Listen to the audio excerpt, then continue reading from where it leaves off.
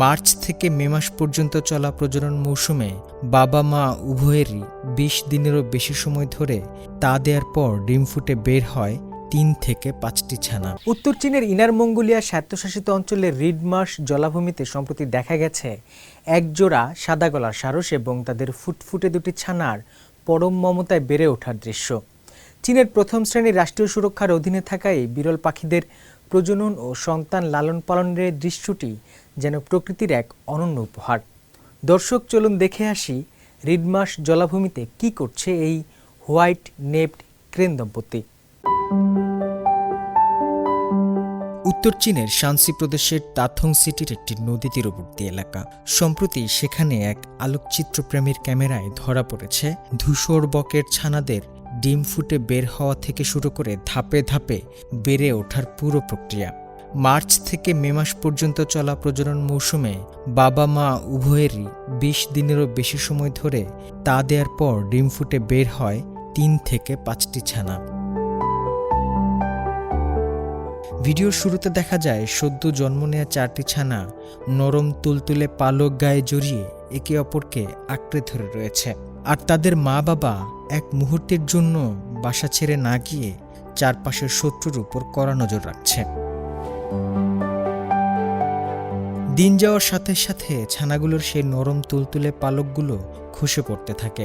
সেখানে গজাতে থাকে ধূসর বকের চিরচেনা স্লেট ধূসর রঙের ডানা। শরীরটা ধীরে ধীরে হয়ে ওঠে দীর্ঘ ও খাড়া, আর মাথায় স্পষ্ট হতে থাকে কালো ছুটি।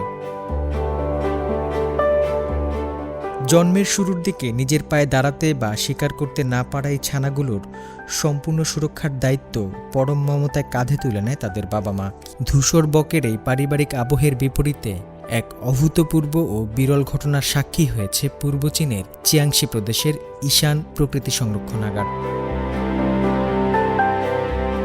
সম্প্রতি পাখি সংরক্ষণ স্বেচ্ছাসেবীরা সেখানে অত্যন্ত বিপন্ন প্রজাতির শ্বেতকর্ণ নিশাচর বকের 3টি ছানার সফলভাবে ডিম ফুটে বের হওয়ার দৃশ্য পর্যবেক্ষণ করেছেন, যা এই বিপন্ন প্রজাতির বংশবৃদ্ধির ক্ষেত্রে একটি প্রাদেশিক রেকর্ড।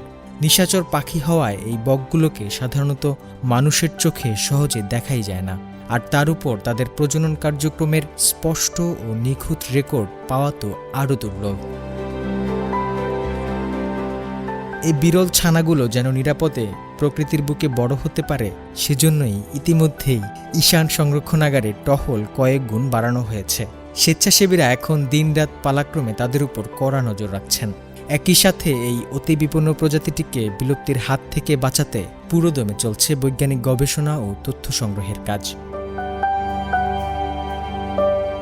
ধূসর বকের ছানাদের পরম মমতায় বেড়ে ওঠা আর বিপন্ন শ্বেতকর্ণ নিশাচর বকের নতুন প্রাণের আগমনী বার্তা মূলত প্রকৃতির এক অবিনশ্বর সৌন্দর্যের বহিঃপ্রকাশ। প্রকৃতির সুরক্ষায় মানুষের এই দায়বদ্ধতা বজায় থাকলে আগামীতে এমন আরও বহু বিপন্ন প্রাণ ফিরে পাবে তাদের হারানো আবাহন।